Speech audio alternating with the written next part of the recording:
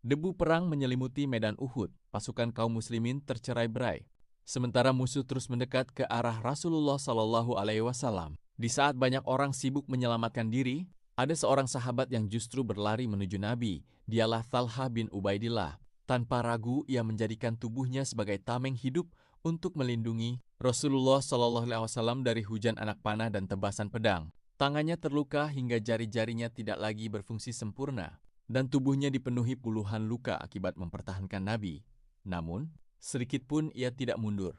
Baginya keselamatan Rasulullah SAW jauh lebih berharga daripada nyawanya sendiri. Karena keberanian dan pengorbanannya yang luar biasa, Rasulullah SAW memuji Thalhah dan menyebut bahwa siapa yang ingin melihat seorang syahid yang masih berjalan di atas bumi, maka lihatlah Thalhah bin Ubaidillah. Kisah ini mengajarkan bahwa cinta sejati kepada Allah dan Rasul-Nya bukan hanya diucapkan dengan lisan, tetapi dibuktikan dengan keberanian, pengorbanan, dan kesetiaan hingga akhir.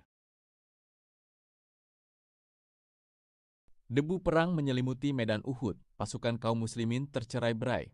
Sementara musuh terus mendekat ke arah Rasulullah Shallallahu Alaihi Wasallam. Di saat banyak orang sibuk menyelamatkan diri, ada seorang sahabat yang justru berlari menuju Nabi. Dialah Thalhah bin Ubaidillah.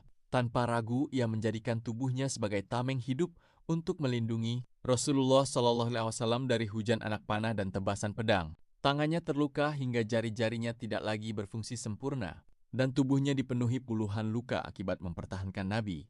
Namun, sedikit pun ia tidak mundur. Baginya keselamatan Rasulullah SAW jauh lebih berharga daripada nyawanya sendiri. Karena keberanian dan pengorbanannya yang luar biasa, Rasulullah SAW memuji Thalhah dan menyebut bahwa siapa yang ingin melihat seorang syahid yang masih berjalan di atas bumi, maka lihatlah Thalhah bin Ubaidillah. Kisah ini mengajarkan bahwa cinta sejati kepada Allah dan Rasul-Nya bukan hanya diucapkan dengan lisan, tetapi dibuktikan dengan keberanian, pengorbanan, dan kesetiaan hingga akhir.